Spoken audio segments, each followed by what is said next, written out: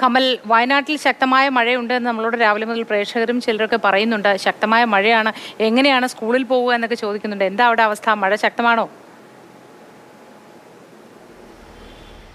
മോത്തി, വയനാടിൻ്റെ മലപ്പുറം അതിർത്തിയായ മേപ്പാടി പഞ്ചായത്തിലെ മുണ്ടക്കൈ മേഖലയിലാണ് ഏറ്റവും ശക്തമായ മഴയുള്ളത്. ഇത് ചാലിയാറിൻ്റെ ഉത്ഭവസ്ഥാനത്തോട് ചേർന്നുള്ള പ്രദേശമാണ്. ആ മേഖലയിൽ ഇന്നലെ രാത്രി കനത്ത മഴ പെയ്തു.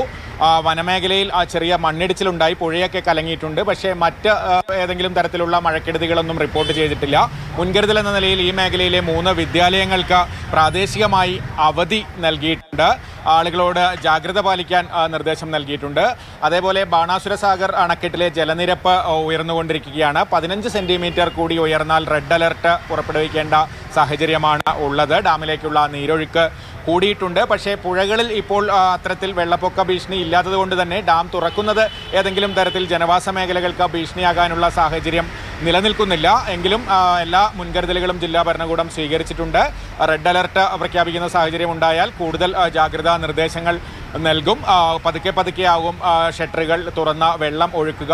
ഈ വെള്ളം പനമരം പുഴയിലേക്കാണ് പ്രധാനമായും എത്തുക. പക്ഷേ പനമരം പുഴ ഇപ്പോൾ കരകവിഞ്ഞ് ഒഴുകുന്ന ഒരു സാഹചര്യം ഇല്ലാത്തത് കൊണ്ട് തന്നെ ഡാം ഷട്ടർ തുറന്നാലും വലിയ രീതിയിലുള്ളൊരു വെള്ളപ്പൊക്ക ഭീഷണി ഉണ്ടാകാൻ സാധ്യതയില്ല.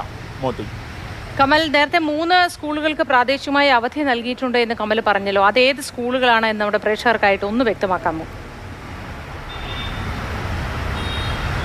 വെള്ളാർമല ഹൈസ്കൂൾ, അതുപോലെ Mundakkai LP school, Puthumala LP school എന്നീ വിദ്യാലയങ്ങൾക്കാണ് പ്രാദേശികമായി അവധി നൽകിയിട്ടുള്ളത്.